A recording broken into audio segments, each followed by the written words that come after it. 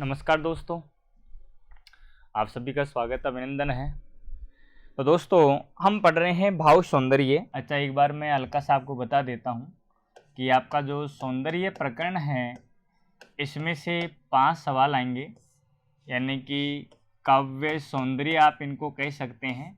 इसमें से 5 प्रश्न आपके बनते हैं मित्रों, और पाँचों प्रश्न बड़े शानदार और सरल बनेंगे। सही सी बात ये है। और ये 5 तरीके के आपके सिलेबस में है। एक तो है भाव सौंदर्य, ये देखिएगा।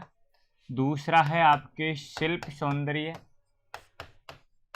दूसरा है शिल्प सौंदर्य, और तीसरा है मित्रों विचार सौंदर्य, विचार सौंदर्य, और चौथा है आपके इससे अगले वाला नाद सौंदर्य, और इससे अंतिम है आपकी जीवन दृष्टि। क्या है? जीवन दृष्टि। तो दोस्तों, इन सब में से लगभग एक सवाल तो आपका बनता ही है। और इसमें सवाल यही नहीं कि सौंदर्य कौन सा, सवाल ये भी पूछा जा सकता है कि शब्दार्थ क्या है, अर्थ क्या है, भावार्थ क्या है, आपकी कौन सी भाषा का शब्द है, इसमें छंद का कौन सा प्रयोग हुआ है, गुण कौन सा है, रस कौन सा है, रीति कौन सी है। सभी सामान्य तरीके से सवाल आपसे पूछे जा सकते हैं। तो इनमें से हम पढ़ रहे हैं फिलहाल आपके भाव सौंदर्य। तो आइए मित्रों, भाव सौंदर्य की चर्चा करते हैं एक बार। हाँ, तो भाव सौंदर्य के बारे में मैंने आपको बताया कि भाव सौंदर्य क्या है। जो रस की अनुभूति होती है, रस का जो यानी कि बालक अनुभव कर पाता है, आनंदित हो जाता है, भाव विभोर जो हो जाता है, उसे हम कहते हैं आपके भाव सौंदर्य। जब बालक अध्ययन के दौरान आपकी कवि की स्थिति से सामान्यकरण स्थापित कर लेता है, कवि की स्थिति के अंतर घुल मिल जाता है, तो वहां पर स्थिति जो पैदा होती है उसे कहते हैं हम क्या? भाव सौंदर्य। ध्यान रखिएगा। तो भाव सौंदर्य में हम अध्ययन करते हैं मुख्य रूप से रस का। और रस मित्रों होते हैं आपके 9 प्रकार के रस होते हैं। कितने प्रकार के रस होते हैं? 9 प्रकार के। अब कौन कौन से होते हैं ये देखिए। सबसे शानदार और प्रधान रस पहले लेते हैं, आपकी श्रृंगार रस। ऐसे रसों की संख्या 9 है, इसमें से श्रृंगार रस है। ऐसे आपका वीर रस, ये देखिएगा। और ऐसे अगला है आपका रौद्र रस, ये देखिए। और इसी के आगे है आपका करुण रस, करुण रस। इसके आगे है आपके भयानक रस, ये देखिएगा। इसी से आगे है आपके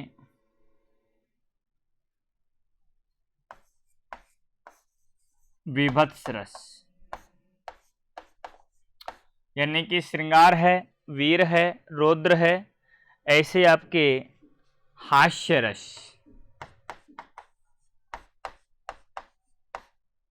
तीन और 6 एक साथ हो गए। एक साथ आपका शांत रस और कर लीजिए, शांत रस हो जाएगा। इसी तरीके से आपके रस हो गए हैं। आपके अद्भुत रस लिख दिया। अद्भुत लिखा कि नहीं लिखा? हाँ, नहीं लिखा। ये अद्भुत रस और है,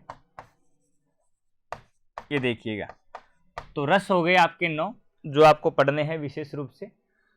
तो श्रृंगार जो रस है इसका स्थायी भाव होता है रति, वीर का स्थायी भाव होता है उत्साह, रौद्र का होता है मित्रों क्रोध, ये देखिएगा। करुण रस, जो करुण रस होता है इसमें आप जानते हैं कि रोने वाली जो बातें होती है। तो करुण रस की यदि हम बात करेंगे यहाँ पर, तो करुण रस में हमेशा शोक निकल कर आएगा, तो इसे आप शोक कह लीजिए, इसका स्थायी भाव। भयानक का भय हो जाएगा। विभत्स का यानी कि जहाँ आपको घृणा होगी वहाँ की हम बात करेंगे तो जुगुप्सा हो जाएगा। हास्य में हास रस हो जाएगा, आपके हास्य स्थायी भाव हो जाएगा। शांत में आप निर्वेद कर सकते हैं, ये देखिए। और अद्भुत में आप आश्चर्य कह सकते हैं या फिर विस्मय भी कह सकते हैं। ये सभी इनके स्थायी भाव हैं, ये देखिए। तो श्रृंगार रस है हमारे 9, लेकिन हमारे आचार्यों ने वर्तमान समय के अंतर्गत 2 रसों की और कल्पना की है। एक तो है भक्ति रस, ये देखिएगा। भक्ति रस, इसका यानी कि स्थायी भाव हो जाएगा भक्त के मन में,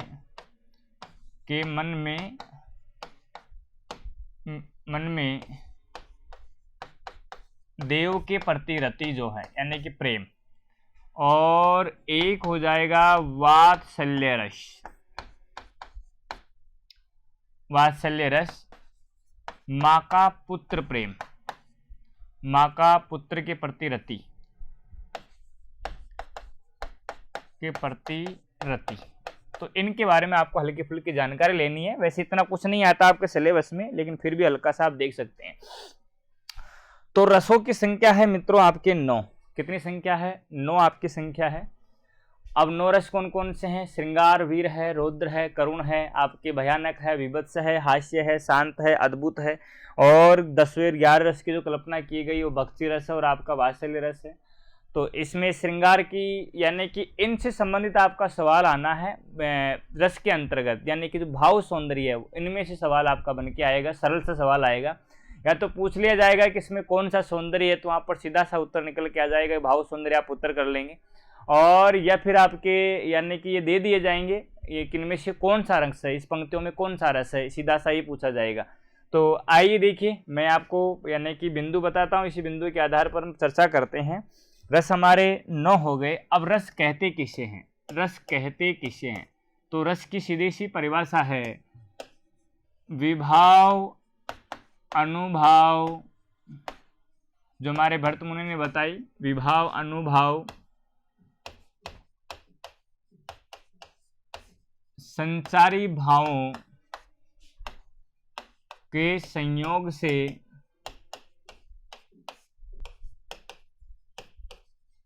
स्थायी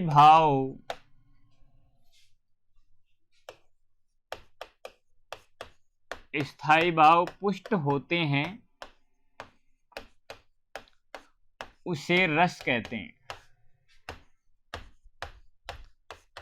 उसे रस कहते हैं। विभाव अनुभाव व्यभिचारी भाव संयोगादर्श निष्पत्ति, ये भरत मुनि की परिभाषा है। अब ये परिभाषाएं आपको रटनी नहीं है, आपको तो जो बातें बताई गई ये याद रखनी है। विभाव अनुभाव व्यभिचारी भाव संयोगादर्श निष्पत्ति, यही कहना चाह रहा है, ध्यान रखिएगा। अब हम बात करें कि ये बात तो थोड़ी समझ में नहीं आई, लेकिन रस की बात करें, रस के बारे में सीधा हम ऐसे कह सकते हैं कि जो चखने में आनंद आता, स्वाद आता है। तो देखिए यहाँ भी परिभाषा है आस्वाद्यते इति रस, आस्वाद्यते इति रस। ये देखिए इसका मतलब ये है कि स्वाद ही रस है। स्वाद ही क्या है? रस है।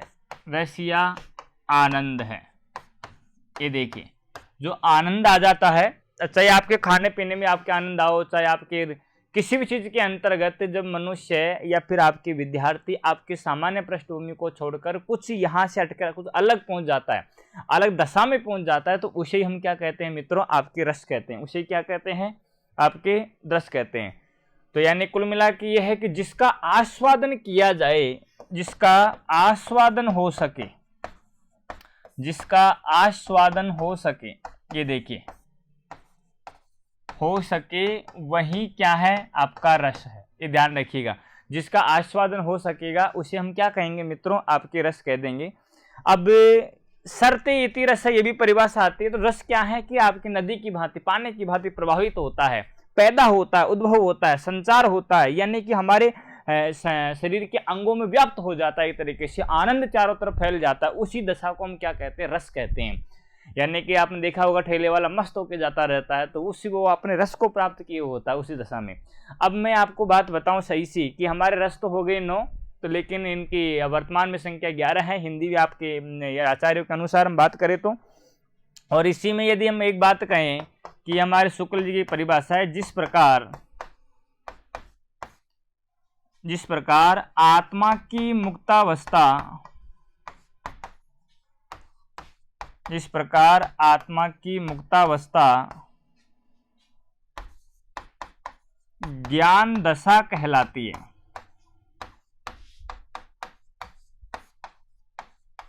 ज्ञान दशा कहलाती है,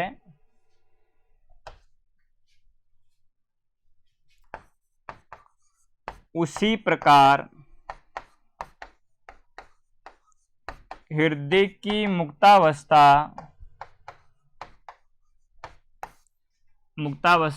रस दशा कहलाती है। ये देखिएगा, यानी कुल मिला के बात है कि आत्मा जब मुक्त हो जाए तो उसे ज्ञान दशा कहते हैं, और हृदय जब मुक्त हो जाए, आनंदित हो जाए, तो उसे हम कहेंगे रस। उसे क्या कहेंगे? रस। अब मैं आपको कुछ पंक्तियों की सहायता से आपको इन रसों के बारे में समझाने का प्रयास करता हूं कि रस हमारे कितने हैं। 9 होते हैं। वर्तमान में हिंदी के आचार्यों ने आपके यानी कि 11 प्रकार के रस माने हैं। तो आपके किस तरीके से, जैसे कि देखिए, आपकी पंक्तियां आपने सुनी होगी, उन्हीं पंक्तियों की सहायता से मैं आपको यानी कि समझाने का प्रयास करता हूं। बतरस लालच लाल की, लाल की मुरली धरी लुकाए, मुरली धरी लुकाए, सोहें करे, करे बोहनी हंसे, देन कहीं नट जाए, देन कहीं नट जाए। ये देखिए, बतरस लालच लाल की मुरली धरी लुकाए, सोह करे बोहनी हंसे, देन कहीं नट जाए। यानी कि ये जो पंक्ति है ये श्रृंगार रस की है, ये आप समझ लीजिए। और मैं आपको बताऊं, इसको यदि आप जोड़ के देखना चाहो तो इसे देखिए, यानी कि नायिका है और नायक है। नायक है भगवान श्री कृष्ण और नायिकाएं हैं आपके यानी कि राधा गोपिकाएं, इनमें से। तो आपकी भगवान श्री कृष्ण की जो मुरली है उसको छुपा ली जाती है। अब भगवान श्री कृष्ण कहते हैं ला भाई मेरी मुरली दे दे। तो बतरस लालच लाज की भगवान से बात करने के लिए, यानी श्री कृष्ण से बात करने के लिए आपकी जो प्रेमिका हैं उनकी, तो वो क्या करते, मुरली को छुपा लेते, लालच के वशीभूत होकर के हमको बात करने का मौका और मिलेगा। यहाँ प्रेमिका कौन है? राधा है आपकी, यानी कि गोपिका है, वहां भी ले सकते हैं। मुरलीधरी लुकाए, अब उस बंसी को छुपा लेते हैं, बंसी को छुपा दिया गया कहीं, और फिर क्या कहते हैं, सोहा करे बोहनी ऐसे, देने कहीं नट जाए। भगवान जब मांगते हैं कि लाओ मुझे मेरी मुरली दे दीजिए, तो कभी तो कहते हैं, अपने क्रियाकलाप दिखाने का प्रयास करती, कभी है कभी नहीं है, कभी बोहें चढ़ाती है, और फिर कहती है कि भगवान के मेरे पास तो है ही नहीं, मैं कहाँ से दूँ, और है उन्हीं के पास। बातों से ये भी पता है कि इन्हीं के पास है, लेकिन फिर भी कहे कि हमारे पास नहीं है। तो वो जो स्थिति है, तो यहां पर आपके श्रृंगार रस, यहां पर कौन सा रस है? श्रृंगार रस। और यानी कि सौंदर्य की आप बात करना चाहोगे तो ये सौंदर्य कौन सा हो जाएगा? आपका भाव सौंदर्य। बतरस लालच लाल की मुरली धरी लुकाए, सोह करे बोहनी हंसी, देन कहीं नट जाए। तो इस पंक्ति के अंतर्गत आपका श्रृंगार रस है और भाव सौंदर्य। सौंदर्य पूछे तो भाव सौंदर्य, रस पूछे तो श्रृंगार रस। ये देखिए, इसी तरीके से मैं कुछ पंक्तियां और लेके आया हूं आप लोगों के लिए। देखिए, चितवत चकित चहु दिश सीता, कहे गए नृप किशोर मन चीता, लता ओट तब सकने लखाए, श्याम गोर किशोर सुआए। यानी कि इन पंक्तियों में देखो, अब रस कैसे प्राप्त होता है? रस ऐसे प्राप्त नहीं, जैसे मैंने जिस तरीके से आपको सुना दिया, मैं आपको बताता हूँ देखो कैसे रस की प्राप्त होती है। चितवत चकित चहु दिस सीता, कहाँ गए नृप किशोर मन चीता, लता ओट तब सकने लखाए, श्यामल गोर किशोर सुहाए। इस तरीके से अब जो ये आप इसको गाते हो और फिर आपको आनंद की प्राप्ति, सारा संगीत तो है क्या, और तो ये जो गाने के बाद जो आनंद आता है उसे हम कहते हैं आपके क्या? रस कहते हैं। अब जरा देखिए ये कहां पर है, यानी कि यहाँ पर इसमें सीता की बात की गई। सीता क्या है? चित्तवत चकित, चकित होकर देख रही है। अब क्या होता है मैं आपको समझाता हूँ। एक बार क्या होता है कि जब भी भगवान आपके रामचंद्र जी और लक्ष्मण जी अपने यानी कि जनक वाटिका के अंदर पुष्प लेने गए हैं विश्वामित्र ऋषि की आज्ञा से। अब विश्वामित्र को चाहिए तो पुष्प वो लेने गए हैं, उधर आपके यानी कि जनक वाटिका में आपकी माँ यानी कि माता सीता जो है वह भी आपकी पुष्प वाटिका में आई हुई है, आपकी माता पार्वती की यानी गौरी की पूजा करने के लिए जा रही है। उसने अचानक देखा, तो मैं देखा कहे गए, देखा कि ये कौन है। अच्छा, उनको देखकर वो तो अपनी निधि को पहचान गई कि ये तो हमारे राम जी और ये हमारे देवर जी लक्ष्मण जी शेषनाग जी हैं। वो तो अपनी निधि को पहचान गई कौन क्या है। अब इतनी देर में जैसे वो फिर छुप गए, यानी कि छुप कौन गए, यानी अब वो फूल तोड़ते आपके उधर निकल गए और वो इधर के निकले। अब सखियों को छोड़कर वो दाएं बाएं भाग भी नहीं सकती, जा भी नहीं सकती, ऐसा ही हुआ करता है प्राय। तो कहीं गए नृप किशोर मन चीता, मन में सोच रहे कहाँ गए, अरे वो दिखाई दे रहे थे राजा के किशोर कहाँ गए। इतने में क्या लता ओट तब सकीना लखा, इतनी देर में फिर आपके लता के पे जो वृक्ष है उसके पीछे से ज्यों को फिर आपके निकल के आते, ओट से निकल कर आते हैं। श्यामल गोर किशोर सुहाए, श्यामल और गोर वर्ण वाले दोनों किशोर रामचंद्र जी और लक्ष्मण जी बड़े सुशोभित हो रहे हैं, अच्छे लग रहे हैं। तो यहां पर भी देखिए ये है श्रृंगार रस। रस पूछा जाए तो आपको सीधा सा करना है श्रृंगार रस, और सौंदर्य में आपका भाव सौंदर्य, ये ध्यान रखिएगा। और गुण में बात करोगे तो माधुर्य गुण, गुण में बात करोगे तो माधुर्य गुण हो जाएगा, ध्यान रखिएगा। गुण लेकर आएंगे तो माधुर्य कर लेंगे। अब आगे देखिए, यानी कि अगली पंक्ति है, या अनुरागी पेट की गति समझो नहीं कोई, जे ते भोजन डारिये ते तो ऊंचो होई, ते तो ऊंचो होई फूल कर होवे तंबू, हाथ फेर मुख से बोलो हर हर शंभू, कहे काका ऐसी डकार आवेगी फौरन, लारी अवर लोड दे रही होरन।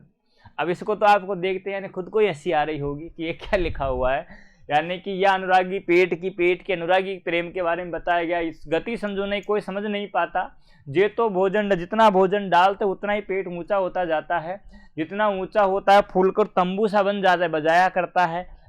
हाथ फेर मुख से बोलो हर हर शंभू, फिर हाथ को मसलो फिर बोलो हर हर शंभू, हर हर शंभू, कहे काका ऐसी डकार आवे रे काका ऐसी डकार आई खतरनाक, ऐसे करके लारी ओवरलोड दे रही जैसे हॉर्न, यानी कि लारी ओवरलोड हो चुका है, वो क्या दे रही है गाड़ी, हॉर्न दे रही है, डकार जो आती है, डकार आप बोलते हैं। तो इसमें क्या है, आप हंस रहे हो, और हंस रहे हो तो इसमें कौन सा रस हो जाएगा, आपका हास्य रस हो जाएगा, वही आपका भाव सौंदर्य। ये देखिए कौन सा सौंदर्य निकल के आ जाएगा, भाव सौंदर्य। ये देखिए दोस्तों, तो इस तरीके से आप यानी कि इसमें उत्तर करेंगे, ध्यान रखिएगा। आगे चलता है और चर्चा करते हैं। तो देखिए अगले पंक्ति है, ये भी बड़ी शानदार है। हंसी हंसी बाजी देखी दुल्हन दिगंबर को, पाहुन जो आए हिमालय के उत्साह में, यानी कि भगवान भोलेनाथ की बारात का ही वर्णन किया गया है। भगवान भोलेनाथ तैयार होकर दूल्हे बनकर आपके, यानी कि कहाँ आए हैं, दूल्हे बनकर आपके, यानी कि दूल्हे बनकर आपके हिमालय के घर आ चुके हैं पार्वती को बिहाने के लिए। तो वो अपनी दशा में आए हैं, कैसी दशा में आए हैं, यानी कि नंगे धड़ंग आ गए, शीश पर आपके गंगा है, बालों पर चंद्रमा बैठे हुए हैं, धूल जमी हुई है चारों तरफ, आपके शमशान की वो लटकी हुई है, आपके सिंह की जो आपके यानी बघे की जो आपके खाल को लपेट रखा उन्होंने, नंग धड़ंग है, यहाँ पे सांप है, यहाँ पर सांप है, और आ गए आपको, चलो साहब रात में चलो। अब दूल्हा ऐसा होता है क्या, उसी दूल्हे को पद्माकर कवि ने, रीतिकाल के कवि हमारे बहुत श्रेष्ठ कवि हैं, ध्यान रखिए रीतिकाल के, तो उन्होंने वर्णन किया है, हंसी हंसी बजे देखे न दुल्हा दिगंबर को, पाहुन जो आए हिमालय के उत्साह में, कहे पद्मा कर सुकाओ सो कहे को कहा, जोई जहाँ देखी सो असो ही तहाँ राह में, मगन बहे हंसे नगन महेश ठाडे, और हंसे व्यू हंसे हंसे के उमा में, शीश पर गंगा हंसे बुजन भुजंगा हंसे, हास की को दंगा भयो नंगा के विवाह में। ये देखिए, यानी कि नंगे के विवाह में हंसी हंसी आ रही है, हंसी बाजी देखी दुल्हन दिगंबर को, यानी कि दूल्हे के रूप में आए भोलेनाथ, दिगंबर भोलेनाथ, जिसके दिगंबर का मतलब वस्त्र ही जिसके आभूषण है, वस्त्र है, सॉरी दिशाएं जिसकी आपके यानी क्या है, आभूषण है, दिशाएं। अब दिशाएं जिसके आपके यानी कि आभूषण है, वस्त्र है, तो आदमी कैसा होगा, नंगा।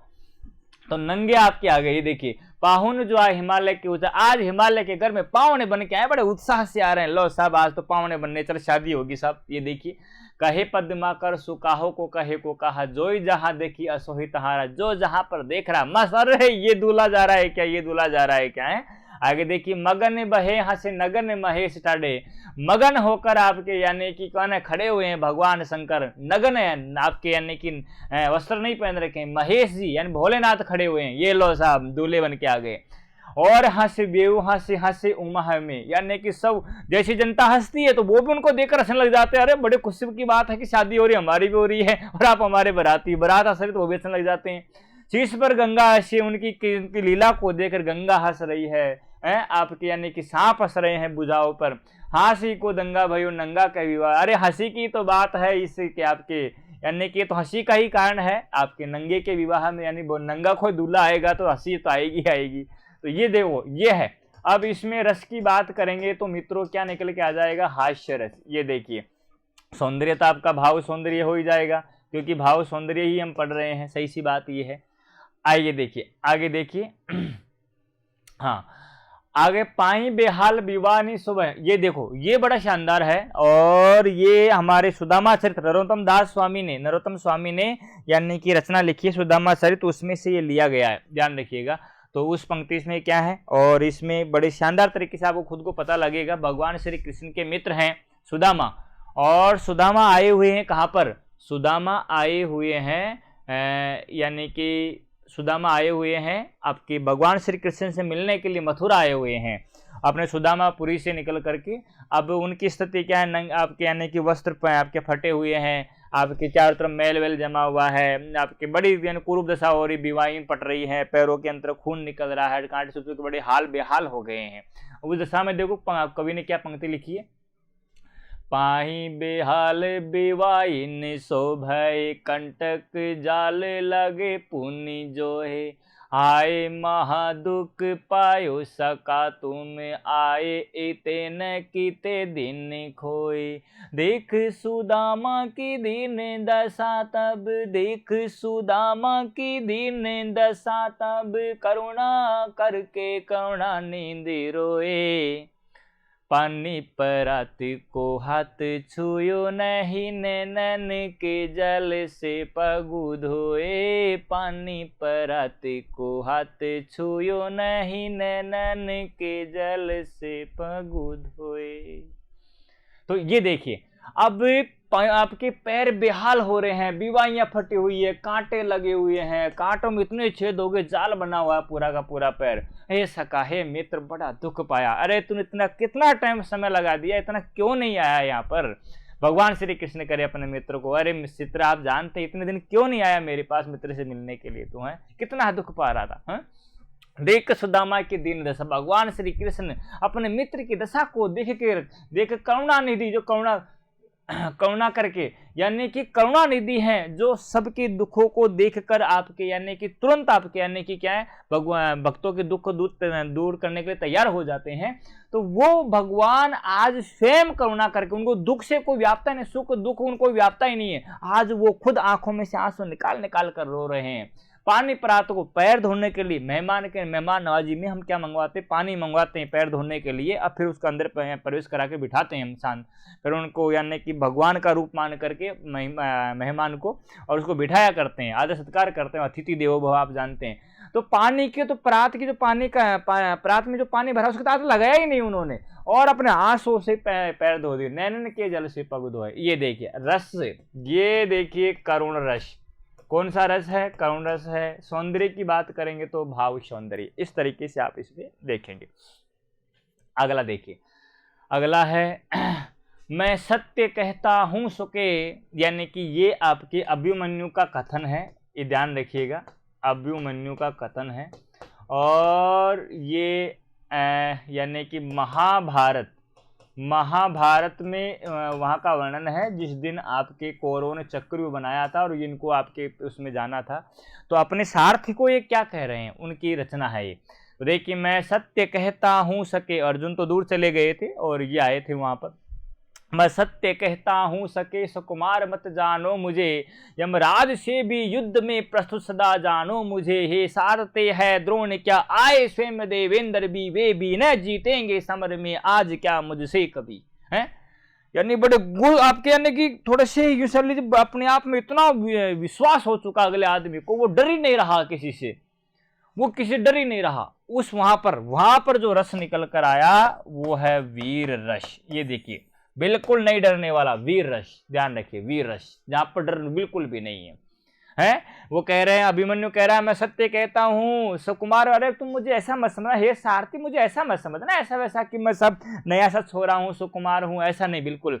यमराज से भी युद्ध में सदा जानो मुझे, यह युद्ध की बात आ जाए तो यमराज भी लड़ने के लिए आ जाए तो यमराज से भी मैं युद्ध करूंगा, यमराज से भी क्या करूंगा, मैं युद्ध करूंगा। हे सारथी द्रोण, क्या रे सारे तू क्या बता रहा हूँ, द्रोण है, कृपाचार्य हैं, आपके यानी कि कर्ण है, सभी बहुत बड़े बड़े योद्धा उधर खड़े हैं। ये सारथी द्रोण, का द्रोण क्या है, आवे स्वयं देवेंद्र भी, यदि आज इंद्र भी स्वयं आ जाए तो वे भी मैं जीतेंगे न समर में, अरे युद्ध में वो भी मुझे नहीं जीत सकेंगे, आज क्या मुझे कभी नहीं जीत सकते, युद्ध की बात की जाए तो वीर रस ये है।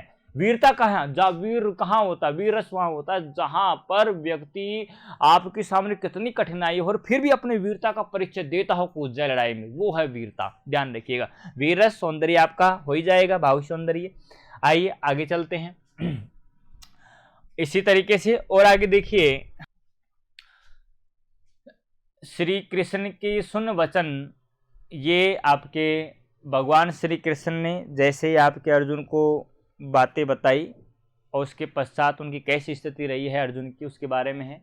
श्री कृष्ण के सुन वचन अर्जुन क्रोध से जलने लगे, सब शोक अपना भूल कर करतल युगल मलने लगे। संसार देखे अब हमारे शत्रु रण में मृत पड़े, करते हुए यह घोषणा वे हो गए उठकर खड़े। उस काल मारे क्रोध के तनु कांपने उनका लगा, मानो हवा के जोर से सोता हुआ सागर जगा। ये देखो क्रोध हो रहा है, इसमें क्रोध जहां होता है वहां पर रौद्र रस होता है। ये देखिए रौद्र रस यानी कि कौन सा सौंदर्य है, भाव सौंदर्य। ध्यान रखिएगा कौन सा सौंदर्य है, आपके भाव सौंदर्य है। यानी कि भगवान श्री कृष्ण के वचन सुनकर के आपके अर्जुन यानी कि जलने लगे, अपने हाथों को मलने लगे। अभी देखो, ये नहीं बता रहे कि वीरता कैसी है, नहीं, ध्यान रखिए मैं इतना बड़ा नहीं, वो यूं कर मसल रहे हैं सब, देखो आप यानी कि मैं दिखाता हूं युद्ध कैसा होता है। तो इस तरीके से आपके यानी कौन सा है, इसमें रौद्र रस है। आगे देखिए, सुनत लखन के वचन कठोरा, परशुराम संवाद से। परशुराम संवाद आपने पढ़ा हो तो कक्षा 11-12 की पुस्तक में है, आपके सिलेबस में आया करता है। सुनत लखन के वचन कठोरा, परशु सुधारी धरेव कर धोरा।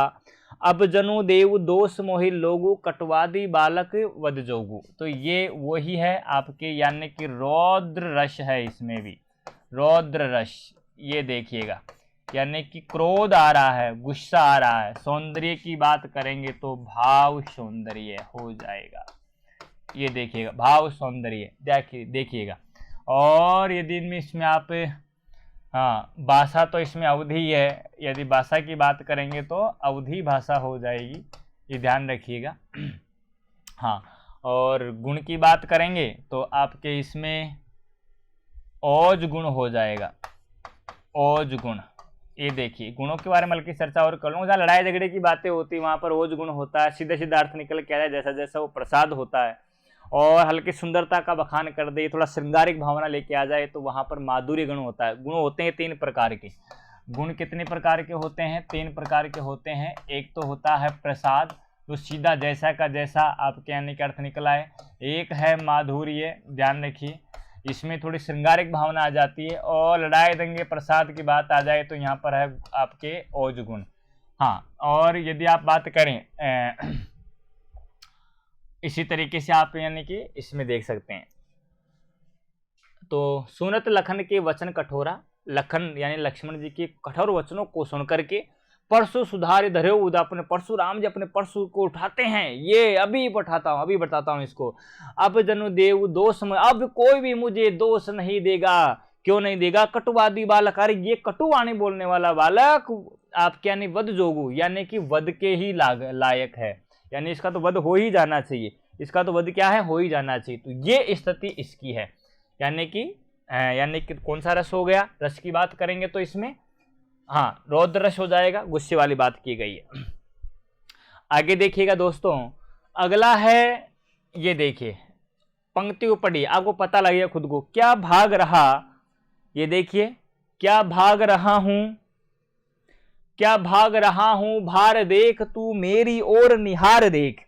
यानी कि महात्मा बुद्ध जब अपने यशोधरा को घर पर सोती हुई छोड़कर चले जाते हैं और संसार कहता है कि अपने कर्तव्य से विमुख होकर चले गए, कर्तव्यों का बोझ नहीं था, आन नहीं था। देखो कोई घर से कोई जाता है तो हम यही कहते हैं कि संभाल नहीं पाया घर को इसलिए भाग गया, बेकार आदमी।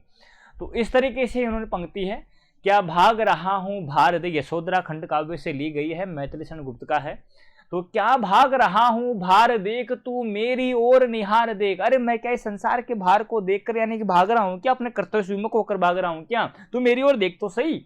मैं त्याग चला निसार देख, मैं संसार के अंतर्गत जिसको सार ही नहीं है, इस संसार को छोड़कर मैं क्या है जा रहा हूँ। ओ संगुण भर सन भंगुर भव राम राम। इस सन भर के संसार है, सन भर के संसार में संसार को छोड़कर जा रहा हूं, रूपाश्च तेरा तरुण गात्र। अरे जो रूप का आश्रय है, जिसे आप रूप का खजाना कहते हो, ये रूप कितना का है, ये रूप कितना का है, ये रूप इतना सा है, कितना सा, जब तक वो आपके ऊपर की आपकी सुंदर सी त्वचा दिखाई देने लगती है तब तक आपका ये रूप है, कहे कब तक है, अरे कब तक है ये रूप जिसकी तुम बात कर रहे हो, आपके प्राण मात्र, शरीर में प्राण है जब तक आपको पूरा इसका मान लीजिए, इसके बाद में कुछ बचता ही नहीं है। भीतर भीषण कंकाल मात्र, अरे इसमें भीतर देखो कंकाल ही कंकाल है, ऊपर त्वचा का लेप लगा हुआ है, बाहर बाहर है टीम टाम और संगुण सौर सन भंगर भव राम राम। ये बाहर तो क्या है, टीम टाम बनी, चाहिए मेकअप नहीं है तो ये मेकअप है, आपकी हड्डियों के मेकअप है। तो इस मेकअप के ऊपर जो ये स्थिति है ये क्या है आपकी, यानी कि हाँ, तो यहाँ पर आपके शांत रस, यानी कि कोई मतलब ही नहीं है, यहाँ से निर्वेद कर सकते हैं, निर्वेद, सम भी बोल सकते हैं, सम, इनमें से कोई सा भी आ जाए। तो सौंदर्य कौन सा, भाव सौंदर्य, ये आप समझ लीजिए, सम को ही निर्वेद कहते हैं। वैराग्य जिसे आप कह सकते हैं, वैराग्य यानी कोई संसार से मतलब नहीं, शांत रस वाली बात आ गई आपकी। इस तरीके से जो बातें आएगी इसी में आती है। आइए आगे चलते हैं। तो काफी उदाहरण हो गए वैसे, फिर वो भी देख लीजिए आपके भाव सौंदर्य के। अखिल भवनचर अचर जग हरिमुख लखी मातु, चकित बही गदगद वचन विकसित दृग पुलकातु, यानी कि भगवान श्री कृष्ण को माता यशोदा आपके, यानी कि कोई था नहीं घर पर, तो मैं जब आपके सरोवर के पास जाती है तो उनको साथ में ही ले जाती है। जैसे लेकर जाती है तो वहाँ पर आपकी बिछा देती है, वो बिठा देती है उनको, तो भगवान श्री कृष्ण मिट्टी खाने लगते हैं। और मिट्टी खाने पर देखा उन्होंने माँ ने कि बेटा मिट्टी खा रहा, तो उन्होंने माँ के भागकर बेटे के पास आती है और देखती है, क्या देखती है देखो, कि मुंह आकर मुंह खोल, तो देखिए अखिल भवन, मुख में देखा पूरा संसार, अखिल पूरा संसार, चर अचर जो भी है, चलाए मान सजीव निर्जीव जो कुछ भी, हरि मुख लखी मातु, हरि के भगवान श्री कृष्ण के मुख में माता ने देखा, चकित भई, चकित आश्चर्य हो गया, क्या हो गया, चकित भई आश्चर्य हो गया, ये देखिए क्या हो गया, विस्मय हो रहा है, क्या हो रहा है, विस्मय हो रहा है, यानी कि अद्भुत रस, ये देखो अद्भुत रस ये हो रहा है। सौंदर्य भाव ये देखिएगा। विकसित दृग गदगद वचन, अब आप कह नहीं पा रही, वचन भी आप कह नहीं पा रही कि ये क्या देख लिया मैंने, गदगद वचन हो गई, थोड़ी प्रसन्नता पूर्वक आपकी वाणी न बोल पाना। आगे विकसित दृग, आंखें खुली की खुली रह गई कि ये क्या है, इसके मुख में पूरा संसार दिखाई दे रहा है। पुलकातु, और पुलक रही है, यानी कि रोम रोम खिल उठी और अचंभित जैसी स्थिति हो गई, तो वह क्या है आपका भाव सौंदर्य। हाँ, वैसे काफी उदाहरण हो गए हैं आपके, और देख लीजिए ये आपके भगवान श्री कृष्ण का ही है, और ये भी माता यशोदा का ही है। बड़ी शानदार पंक्तियां ये भी आपने सुनी होगी। देखो रस क्या है, रस है आनंद, और आनंद जहां मिल जाए वही आपका रस है। आस्वादिते इति रस है, यानी जहां पर स्वाद मजा आ जाए, आनंद आ जाए, तो वही आपका रस है। तो देखिए यहाँ पर क्या है, यशोदा हरि पालने झुलावई, हलरावे दुलरावे मलहावई, जोई सोई कछु गावई, मेरे लाल को आओ निंदरिया तो को कान बुलावई, मेरे लाल को आओ निंदरिया काहे ने आए सुलावई, तू काहे सो बेगी सो आवे तो को कान बुलावई, कबू पलक हरी मूंद लेती है, कबू अधर पर खावई, सोवत जनी मोन हवे रही रही, करी करी सैन बतावई, यही अंतर अकुलाए उठे हरि जसुमती मधुर गावई, जो सुख सूर्य मुनि दुर्लभ, सो सुख नंद भामनी पावई, यशोदा हरि पालने झुलावई। ये देखो ये ब्रज भाषा का कमाल है। वैसे बात करेंगे तो ब्रज भाषा की बात करेंगे तो ब्रज भाषा है। और ये देखो इस सारी की सारी यानी कि माता का प्रेम है बेटे के प्रति, तो वहां पर रस कौन सा होगा, वात्सल्य। ये देखिए कौन सा रस होगा, वात्सल्य रस हो जाएगा।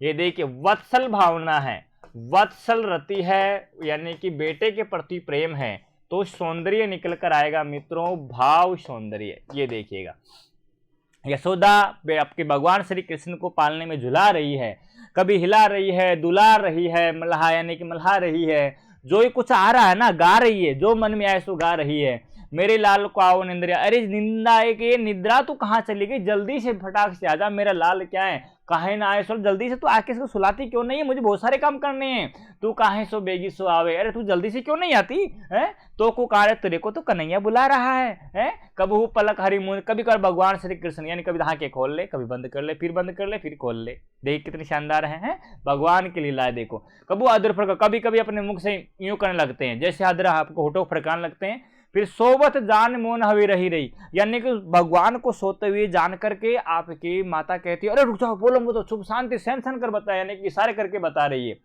यही अंतर अकुलाए उठे, इतना देखकर भगवान श्री कृष्ण फिर आपके जाग उठे, यानी कि फिर कोकलाने लग गए हैं जसमत, फिर इतने देखकर माता अरे फिर जग जाएगा, अरे तो फिर गीत गाने लग गई है। जो सुख सुर मुनि दुर्लभ, यानी जो सुख आपके देवताओं के लिए, मुनियों के लिए भी दुर्लभ है, आज उसी सुख को यानी कि नंद भामिनी या नंद की पत्नी आपके यानी कि माता यशोदा पा रही है। ये देखो इस तरीके, ये होते हैं रस की अनुभूति, ये होती है रस की बात। तो इस तरीके से आपको पढ़ना है, इस तरीके से आपका भाव सौंदर्य प्रकरण है ये आपका पूरा हो जाता है।